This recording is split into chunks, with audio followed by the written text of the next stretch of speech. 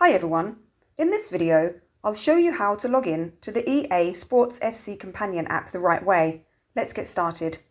First, download the EA Sports FC25 Companion app from the Google Play Store or the Apple App Store.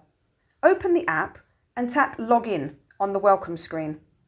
Now log in using your EA account. This is the same account you use for FIFA or FC25 on your console or PC. Enter your email and password, then tap Sign In. If you have two-factor authentication enabled, you'll need to enter the code sent to your email or app. After logging in, the app will sync with your main FC25 game.